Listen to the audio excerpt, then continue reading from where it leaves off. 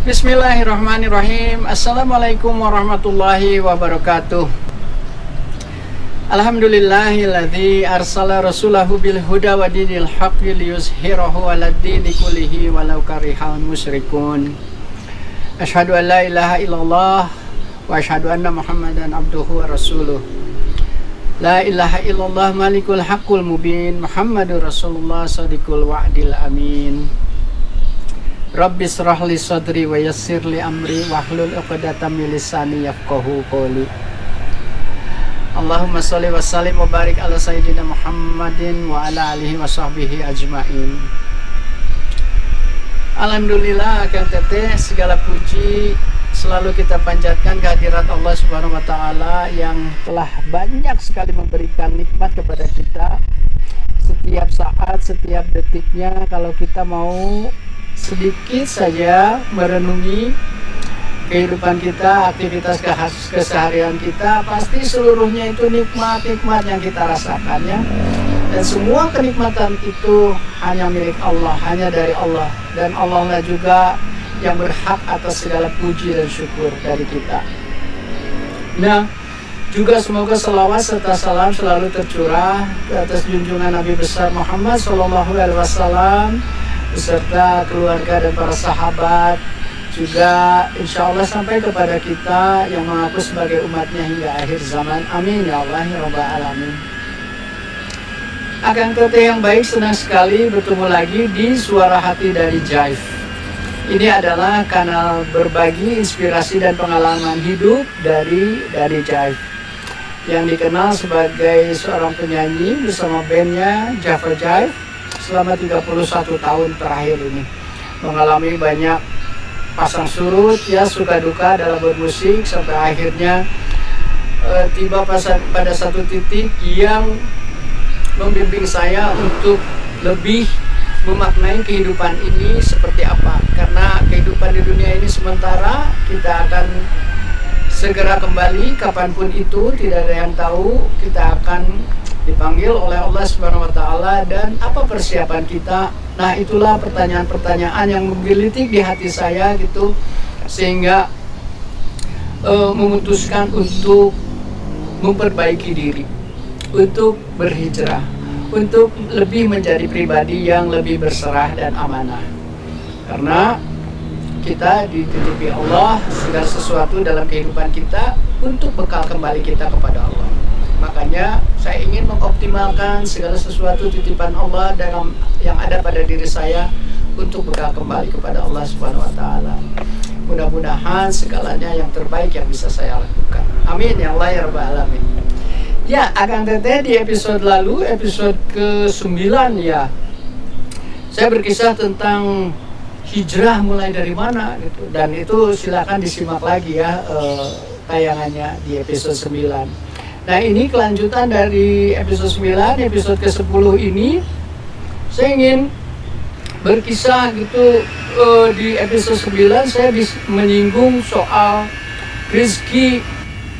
Soal kenapa saat hijrah itu banyak yang berkeluh kesah malah gitu, malah seolah-olah disempitkan hartanya gitu sama Allah atau rezekinya gitu, ya. Padahal sebetulnya tidak demikian gitu. Nah, di episode kali ini saya ingin mengisahkan tentang itu seperti apa, ya. Jadi Akang Teteh jangan kemana-mana, sebentar lagi saya kembali, ya.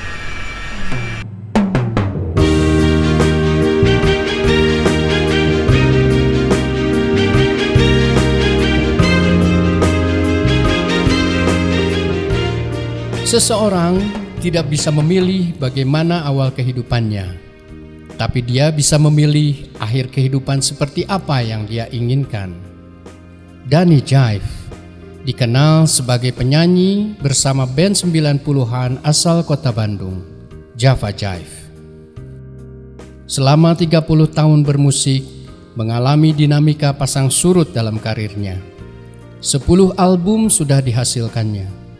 Karunia indah suara lahiriah telah mengangkat derajat kehidupannya serba kecukupan. Tapi dia gelisah, ada sesuatu yang dia abaikan dalam kehidupannya. Kemudian Allah memberinya hidayah untuk menjadi pribadi yang lebih berserah dan amanah, dan diyakini lebih senang mendengar dan melantunkan suara hatinya.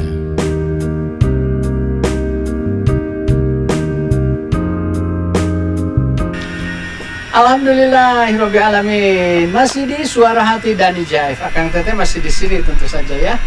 Nah, Akang Teteh, kisah berikutnya adalah tentang setelah berhijrah itu, setelah memperbaiki diri itu apa yang terjadi gitu, terutama dari sisi rizki. Maksudnya tuh kita orang yang hidup itu tentu ingin gitu ya, diberi rizki yang berlimpah, diberi kebaikan. Nah, kalau gitu yang dimaksud rizki itu apa? Rizki itu segala sesuatu yang tadinya kita tidak punya, terus kemudian kita memilikinya. Dan rizki itu berupa pemberian gitu ya. Jadi artinya segala sesuatu, tapi kita sering menyempitkan arti rizki itu segala sesuatu yang bersifat materi gitu ya. Baik itu misalnya uang rizki, apalagi mobil gitu, rumah, wah itu rizki, alhamdulillah Allah melimpahkan rizkinya gitu.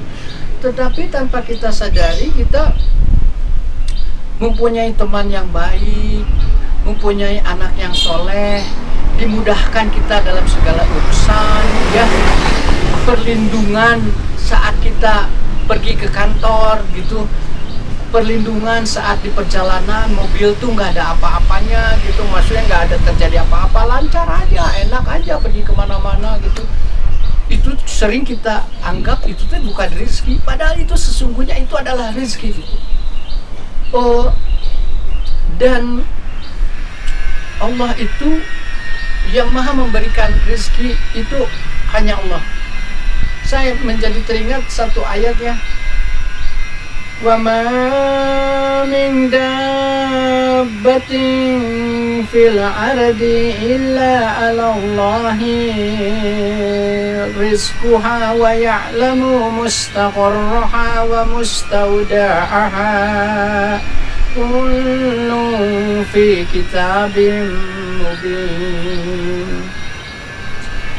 Sungguh tidak ada satupun makhluk yang bergerak, makhluk yang bernyawa di muka bumi ini tanpa dijamin rezekinya oleh Allah. Jadi segala sesuatu yang bernyawa di muka bumi ini, di mana belahan bumi manapun, yang menjamin rezekinya itu hanya Allah. Dan rezeki itu tidak hanya diberikan kepada orang-orang yang beriman, kepada orang-orang yang melakukan amal soleh gitu. Tidak hanya itu gitu. Allah yang Maha Rahman memberikan rezekinya kepada siapapun yang Allah kehendaki. Dan ubi ghairi hisab, Allah tidak pernah menghitung-hitung rezeki yang diberikan kepada siapapun yang Allah kehendaki gitu ya.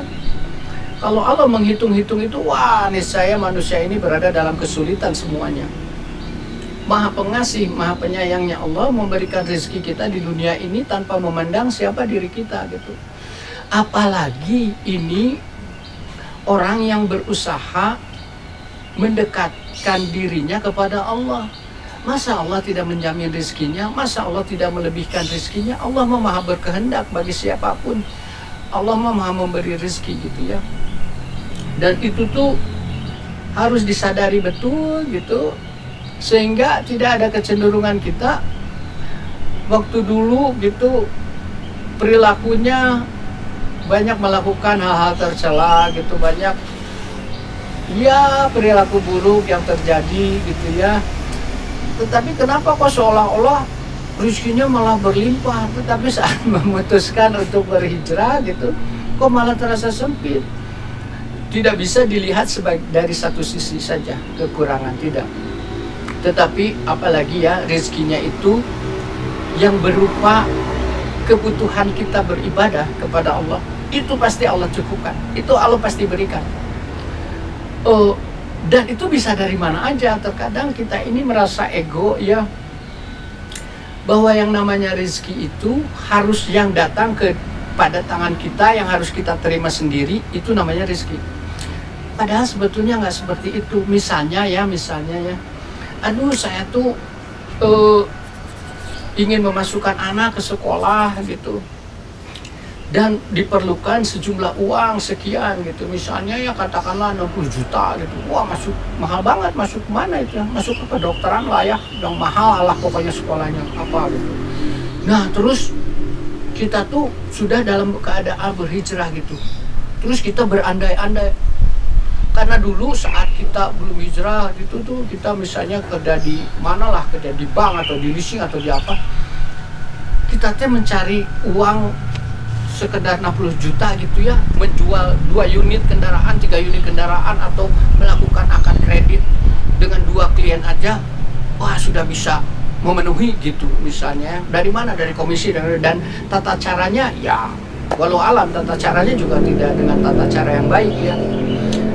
Nah tetapi pas saat hijrah kenapa gitu kok sulit sekali ya. Nah dan kita tuh selalu mengejar-ngejar rezeki itu yang harus jatuh ke tangan kita, si 60 juta itu gitu. Tetapi tanpa disadari kita meminta kepada Allah, ya Allah berikanlah rezeki anakku ini mau masuk sekolah, aku ingin memberikan pendidikan yang terbaik untuk anakku gitu ya. Maka berikanlah rezekinya, berikanlah kemampuannya, berikanlah pertolongannya kepadaku untuk bisa memasukkan anakku. Nah, kita bebas berdoa kepada Allah, mau minta apa aja silahkan, dan Allah maha mengabulkan doa ya. Tetapi tata cara pengabulan itu jangan kita yang menentukan, waktunya kapan juga jangan kita yang menentukan. You can ask me anything but the time it is my domain, kata Allah. Silakan aja mau berdoa juga bebas, Allah maha mengabulkan doa gitu.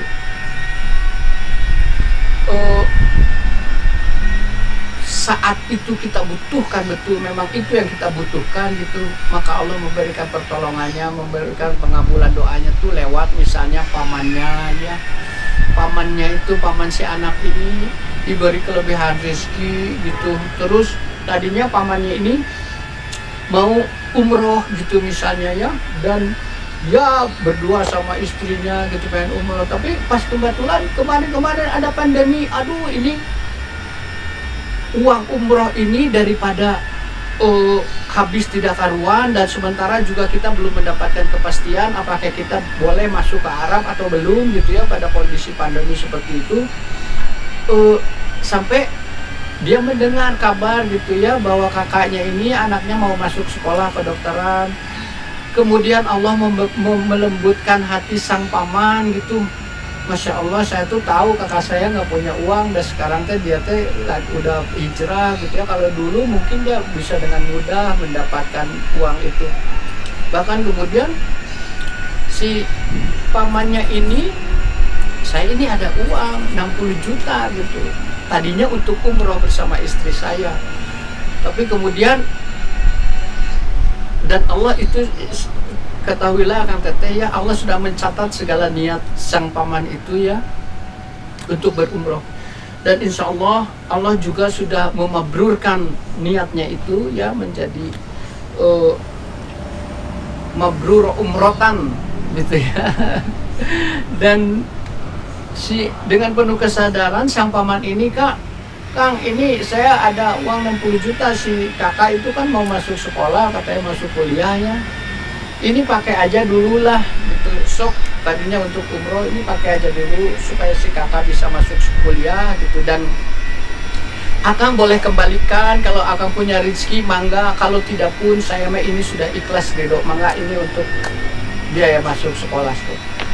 Nah, hal-hal seperti itu tuh kan ajaib gitu, ajib, asik banget. Dan Masya Allah, itu tuh jangan dianggap bahwa itu tuh bukan rezeki gitu. Tetapi ego kita tuh selalu menolak bahwa itu tuh rezeki. Alhamdulillah si kakak bisa masuk kedokteran gitu, atas biaya dari siapa? Ya dari pamannya gitu. Nah, kita tuh terkadang lupa untuk bersyukur akan hal itu. Kita tuh terkadang lupa bahwa itulah cara Allah mengijabah doa kita gitu. Dan itu yang membuat kita terselip lagi gitu ya, terpreset lagi ke dalam keadaan yang tidak bersyukur. Dan hati-hati itu mengintai. Wala in kafartum inna azabi lasadid. Barang siapa yang tidak bersyukur, mengingkari nikmat Allah, maka ketahuilah azab Allah itu sangat berat. Satu poin tanpa terasa, kalau itu menumpuk dan azab itu hadir tanpa terasa, kita udah nggak berdaya aja gitu ya. Jadi gitu Akang Teteh ya. Saat berhijrah memang dirasakan secara material atau apapun gitu yang sifatnya rezeki, yang kita anggap rezeki gitu terkadang sulit, padahal tidak, sama sekali tidak. Kita ini sedang memperbaiki diri untuk mendekatkan diri kepada Allah. Allah itu pemilik langit dan bumi dan segala isinya. Allah menghamparkan bumi ini ya tanpa batas gitu ya. Terus Allah meninggikan langit tanpa tiang. Untuk siapa? Untuk keperluan hajat manusia. Dan tidak mungkin Allah tidak memberikan rezekinya kepada kita gitu. Dan makanya insya Allah kita harus selalu istiqomah dalam kebaikan Akang Teteh. Itu juga yang ingin saya niatkan gitu ya. Saya ingin terus diberi istiqomah sama Allah dalam jalan hijrah ini. Dan saya berdoa sama Allah, Allah melebihkan rezekinya. Saya selalu berdoa, jadikanlah saya sebagai orang-orang yang bertobat, yang Allah angkat derajatnya setinggi-tingginya derajat, dan Allah menjadikan saya kaya raya, dan saya menjadikan orang yang kaya raya yang dermawan, yang kekayaannya itu bisa menjadi bekal saya kembali kepada Allah.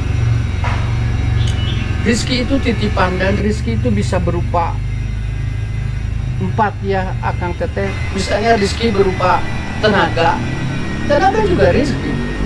Kita diberi kesehatan, kita diberi kekuatan gitu ya. Itu adalah rezeki dari Allah. Yang kedua, ilmu juga rezeki. Banyak orang-orang yang tidak berilmu atau kurang berilmu atau kurang paham atas segala sesuatu. Tetapi ada juga orang yang dilebihkan, dan dengan asbab dia punya ilmu itu, dia punya penghasilan yang berlimpah. Dia dipanggil ke sana ke sini untuk menjadi narasumber misalnya ya. Padahal tadi dianya bukan siapa-siapa.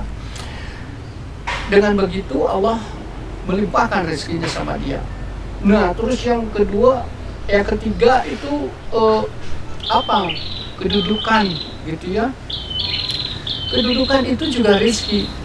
Jadi jangan disalahartikan karena kita punya kedudukan terus kita bisa semena-mena gitu ya, mengabuse kedudukan itu untuk kepentingan pribadi. Tidak. Karena dengan kedudukan itu, seorang pejabat misalnya ya pejabat atau direktur di perusahaan seharusnya bisa lebih mendekatkan diri sama Allah dengan cara membuat peraturan-peraturan yang kira-kira bisa mengundang ridho Allah. Misalnya gitu, di perusahaan saya setiap sholat 5 waktu itu berhenti bekerja selama 10 menit, disambung makan siang, untuk itu balik lagi baru kerja gitu ya. Misalnya waktu asyar pun begitu, berhenti dulu, mau lagi meeting, mau lagi ketemu klien, mau lagi apa, ditetapkan bahwa peraturannya seperti itu gitu. Maka insya Allah kedudukan itu membawa berkah bagi yang memilikinya. Dan yang keempat itu harta gitu. Tentu saja banyak orang-orang yang dilimpahkan hartanya sama Allah, tetapi kemanfaatannya tidak seimbang dengan harta yang dimiliki gitu, sehingga malah harta itu memberatkan dirinya, dan malah harta itu membawa kesedihan, membawa kesengsaraan. Aduh, kemana-mana nggak tenang, mobil bagus, parkir takut dibaret, mau di rumah takut dicuri, segala. Dilebihkan harta, tetapi ketakutannya banyak. Untuk apa seperti itu gitu ya? Dan tetapi kalau misalnya kaya yang berkah itu, saya keluarkan zakatnya gitu. Saya yakin bahwa zakat ini membersihkan harta kita. Ya memang fungsi zakat itu salah satunya adalah membersihkan diri dan harta kita. Saya keluarkan zakatnya, saya pergi kemana-mana, saya senang berinfak gitu ya, dengan kekayaan yang ini. Baik yang meminta ataupun yang tidak meminta, ini ada hak mereka di dalam kekayaan saya gitu. Nah, kalau kita bisa seperti itu gitu, Masya Allah, itu kehidupan yang nikmat sekali Akang Teteh. Jadi saya pun dalam rangka membangun kesadaran itu. Semoga Allah limpahkan rezekinya atas diri saya gitu ya, dan semoga saya juga diberikan kemanfaatan yang proporsional sesuai dengan rezeki yang dilimpahkan kepada saya. Jadi dengan begitu kembali lagi bahwa Allah memberikan ketenangan ke dalam diri saya ya. Dan di episode lalu saya menyampaikan keutamaan orang yang berhijrah. Saya baru menyebutkan dua. Yang pertama itu kan saatun ketenangan hati gitu ya. Dan yang kedua itu bahwa kita ini yang kedua itu setelah itu yang kedua yang pertama itu apa ya, saatun benar memang pilihan kita itu tepat gitu ya. Dan yang kedua itu kenapa hijrah jadi sulit gitu, yang barusan dibahas gitu, padahal sebetulnya nggak begitu. Allah akan melipat gandakan rezekinya. Dan yang ketiga akan keutamaan orang berhijrah itu Allah akan jamin surganya nanti. Jadi yang dua diberikan di dunia dan yang ketiga diberikan nanti di akhirat insya Allah. Seperti ya kalau tidak ada syaratnya, syarat dan ketentuan berlaku. Apa syaratnya? Di episode lalu disampaikan am hasibtum an tadkhulul jannata walama ya'lamillahu ladzina jahadu minkum wa ya'lamas sabirin. Bahwa apakah kalian mengira akan masuk surga sementara belum nyata bagi Allah siapa orang-orang yang bersungguh-sungguh berjihad, bersungguh-sungguh di jalan Allah dan orang-orang yang bersabar. Jadi intinya nanti insya Allah dengan rahmat Allah kita akan memasuki surga Allah. Salamun alaikum bima sobartum, kata Allah. Selamat datang di surgaku yang abadi ini. Inilah tempat kembali yang baik. Ini hadiah dari kesabaran kamu di dunia gitu. Yang tadi itu jadi karena kita bersungguh-sungguh, karena kita bersabar, Allah memberikan hadiah surga nanti. Amin ya Allah ya Rabbal alamin. Begitu akan teteh kisah apa hijrah saya di episode ke-9 ini. Mudah-mudahan ini di episode ke-10 ya, maaf. Mudah-mudahan ini membawa kebaikan buat kita semua, terutama buat saya yang menyampaikan. Akang teteh Masya Allah nikmat sekali kalau kehidupan kita ini berada dalam ridho Allah. Dan mari kita sama-sama cari ridho Allah. Jangan cari pengakuan manusia lah, udah nggak usum, udah nggak fungsi, udah nggak asik gitu. Carilah pengakuan Allah, carilah ridho Allah. Itu yang selalu kita cari seharusnya dalam kehidupan kita ini ya. Sehingga hidup kita juga dilimpahkan keberkahan sama Allah, ketenangan, kenyamanan, kesuksesan. Amin ya Allah ya Rabbal alamin. Nah, itu akan teteh. Jangan lupa untuk mengambil yang baiknya saja, tinggalkan yang buruknya. Tidak ada yang lebih baik dari yang berbicara atau yang mendengarkan atau yang menyimak. Yang paling baik adalah yang mengamalkan. Jadi kalau akan teteh bisa mengamalkan sedikit yang diketahui gitu, coba rasakan, pasti terasa bedanya. Kalau kita ada sesuatu hal yang buruk gitu yang masih kita lakukan ya, terus kita terganggu hatinya, itu artinya Allah memberikan petunjuk kepada kita bahwa lakukan perbaikan. Dan saat kita melakukan perbaikan, insya Allah kita akan ditenangkan hatinya gitu ya. Ya Akang teteh jangan kemana-mana, sebentar lagi saya kembali ya. Bismillahirrahmanirrahim. Assalamualaikum warahmatullahi wabarakatuh. Akang teteh yang baik, saya Dani Jive yang sudah dikenal selama 30 tahun lebih sebagai penyanyi di Java Jive Band. Nah, selama itu saya mendapatkan kemudahan dan dilimpahkan keberhasilan sama Allah. Tetapi ada satu suara yang saya kesampingkan, yang saya abaikan. Itulah suara hati. Nah, hubungannya dengan suara hati, saya menjalankan sebuah kanal berbagi inspirasi dan pengalaman hidup dari Dani Jive di YouTube. Jadi saya mohon untuk Akang teteh semua untuk like, subscribe, dan share sebanyak mungkin tayangan ini. Semoga dengan bantuan Akang teteh semua, sama-sama kita membangun kebaikan dan menyebarkan kebaikan, dan kita mendapat pahalanya dari Allah berupa hasanah kebaikan dalam kehidupan kita. Amin ya Allah ya Rabbal alamin. Wassalamualaikum warahmatullahi wabarakatuh.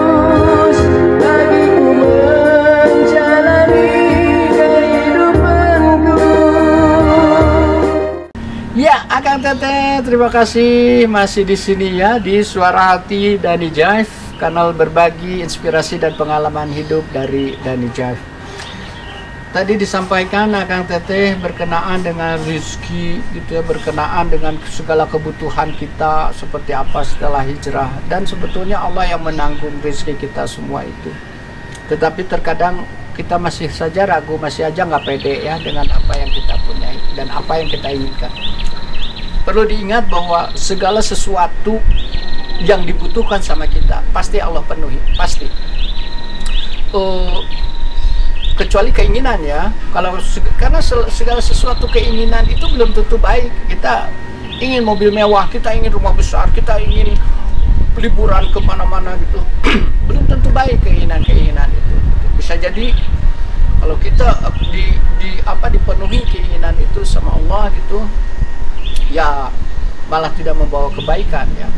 Segala sesuatu yang datang dari Allah itu pasti baik. Bagaimana tahunya bahwa segala sesuatu itu datang dari Allah? Makanya dekati Allahnya, supaya Allah memberikan petunjuknya sama kita.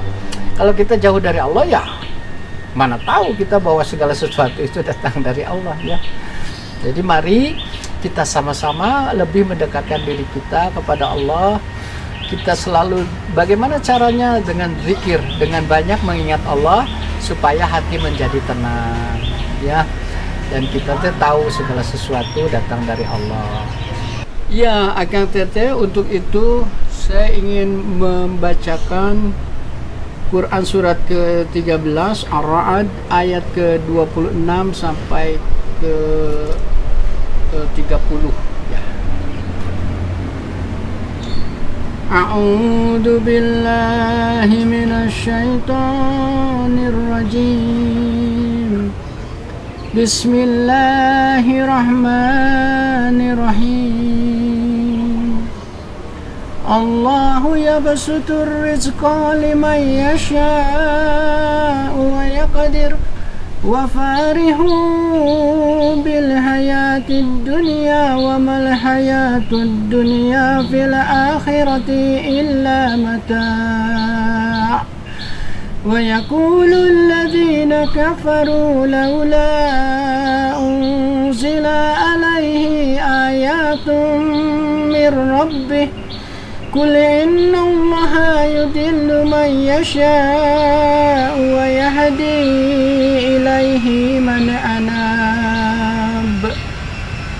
Alladzina amanu wa tatma'innu qulubuhum bi dzikrillah ala bi dzikrillah tatma'innul qulub. Alladzina amanu wa amilus solihati tuba lahum wa husnu ma'ab. Kadzalika arsalnaka fi ummatin qad khalat min qabliha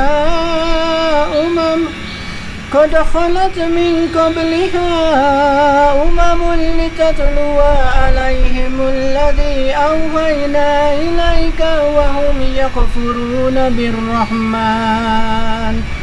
Qul huwa rabbi la ilaha illa huwa alaihi tawakkaltu wa ilaihi matab. Sadaqallahul azim. Maha benar Allah dengan segala firman-Nya. Akang Teteh yang baik, ketahuilah bahwa yang meluaskan dan menyempitkan rezeki itu hanya Allah. Dan kita sudah sama-sama ketahui bahwa Allah itu Maha Pengasih dan Maha Penyayang. Jadi Allah tidak mungkin menyempitkan rezekinya gitu ya bagi kita. Pasti Allah mencukupkan rezekinya bagi orang-orang yang berusaha mendekat kepada Allah. Artinya jangan dipandang bahwa rezeki berlebih itu harus sesuai dengan keinginan kita. Tapi saat kita perlu apa ada, saat kita ingin apa terpenuhi, saat kita perlu apa ada gitu ya. Dan jalannya itu bisa berbagai macam. Haitsulayah tasib. dari jalan yang tidak diduga-duga oleh kita. Allah mah pasti menurunkan itu. Jangan lupa Akang Teteh, tidak ada yang lebih baik dari yang berbicara dan yang mendengarkan, yang menyimak, tapi yang paling baik adalah yang mengamalkan.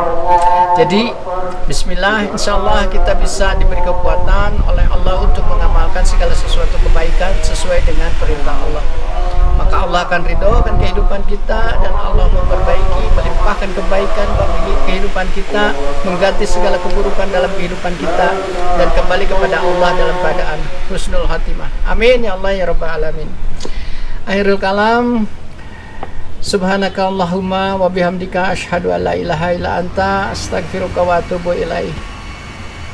Segala kesalahan murni milik saya, dari saya. Semua kebenaran yang hak itu hanya dari Allah. Akang Teteh ingat, jangan lupa selalu ingat Allah, maka hati kita akan menjadi tenang.